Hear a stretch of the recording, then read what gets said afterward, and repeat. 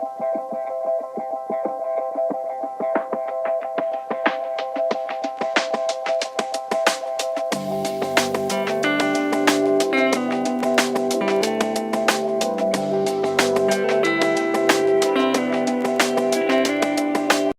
guys, this is John Wildy from LocumCRNA.com. I just wanted to come to you today with a little bit more information. Alright guys, so what I wanted to talk about today is just a little bit of my history and where I come from and how I became the accidental locum.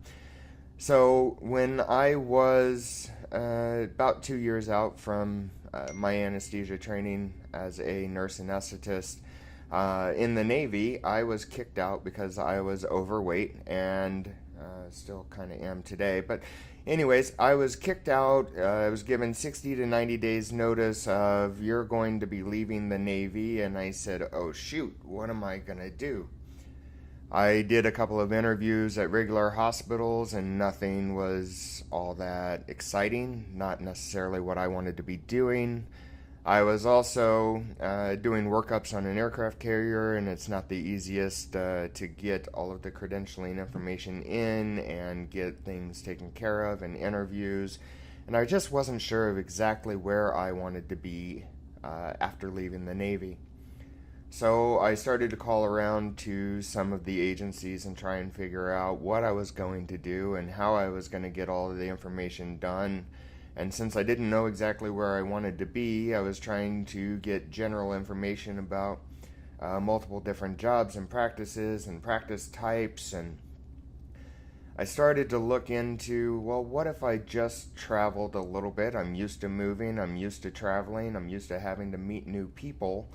And so out of that came the locum possibilities. And so I talked to one of the agencies and found basically another hungry recruiter that wanted to get me placed, and they were able to work with me and work on the credentialing aspects when I wasn't necessarily 100% available and I wasn't able to do much except for by email.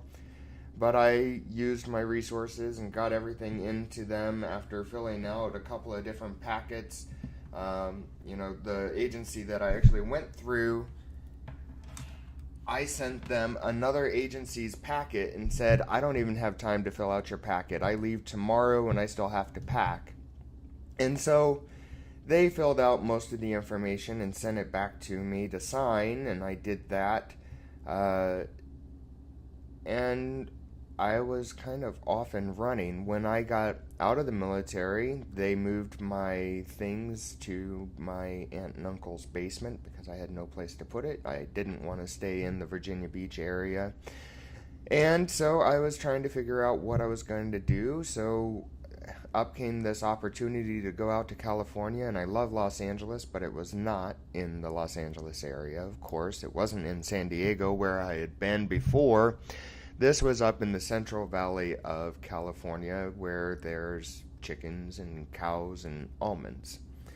I went up there. I started to work for 6 months, and lo and behold, I learned that working a lot and taking a lot of call allowed me some opportunities to be able to take some vacations, and I bought some expensive things, and I had no idea what I was doing as a locum other than just anesthesia. I knew anesthesia, but I didn't know the business side of things. I didn't know taxes. I didn't know how to save my money. And so as I continued down the road, I started to learn little by little the things that I needed to do, the business licenses and taxes and investing, but investing in a smart way. Initially, I was talked into a life insurance policy that was one of those that you can borrow against later and it's whole life, and it was a fixed interest rate if the market went down, but it would go up if the market went up, and it would only go up by so much, so it was capped. And they said in 10 years you're going to be able to borrow from this for the rest of your life, and there goes $1,500 a month in my income.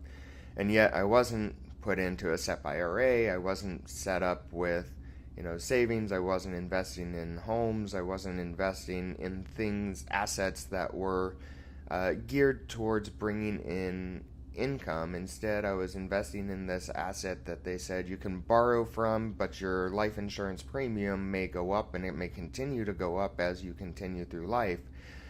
And so I started to, research about that, and about 2 years later, I had paid in somewhere close to $60,000, and I had nothing to show for it.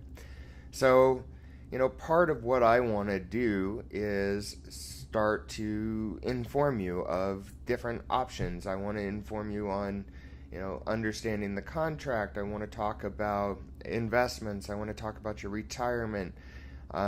These are all things that I think will come with time, and I think will be important and exciting for you.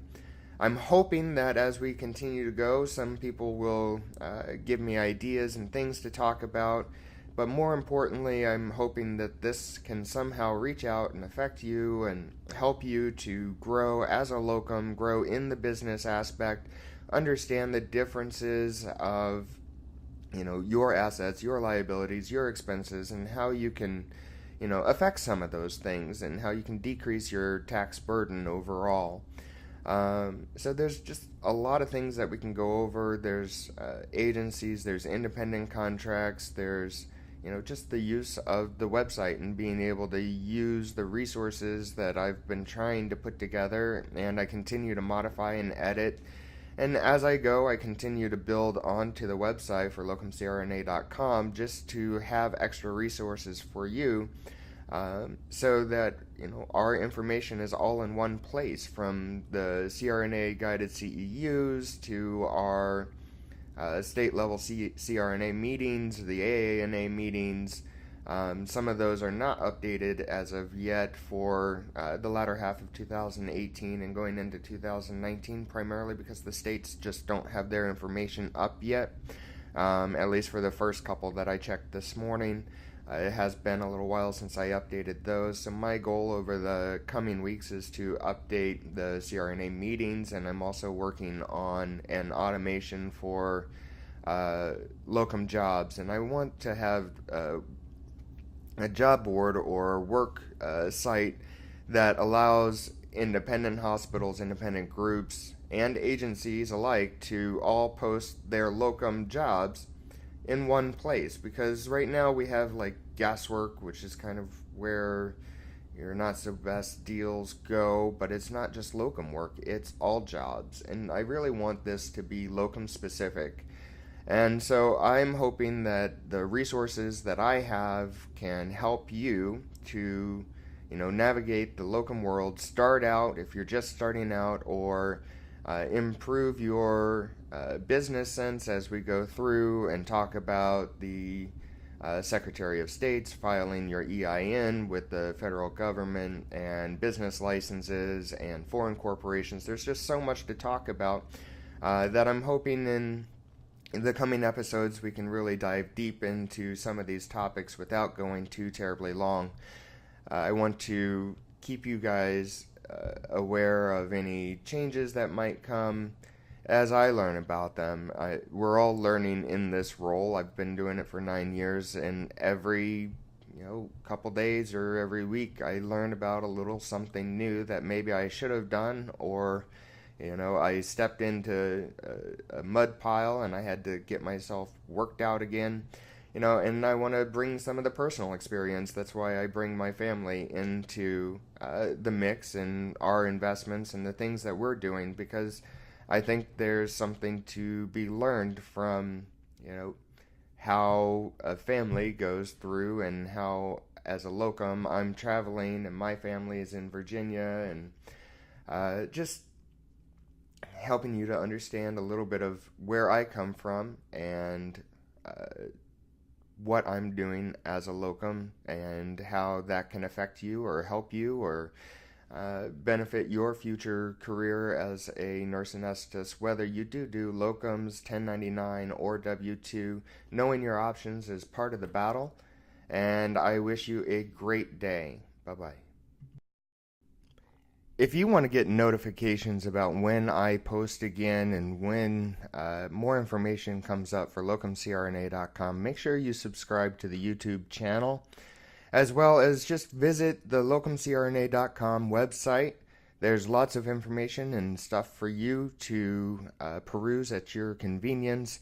There's the written blog, which I'm going to be trying to just have other people write stories or comments or guest posts related to all the information for locums, whether it's finance, accounting, or business, or just stories of locum travel and how it's affected your lives. I'd really like to get some guest posts on there so it's not just me talking about my life. And as well, if you want to help me out with content or information for doing these YouTube blogs as well, I'd like to get some videos and do that kind of thing. I know the static pictures are a little annoying, but it's the best I can do in the hotel here in, right now I'm in Texarkana, driving towards West Texas. So for today, that's it. Thank you. Have a great day. Bye-bye.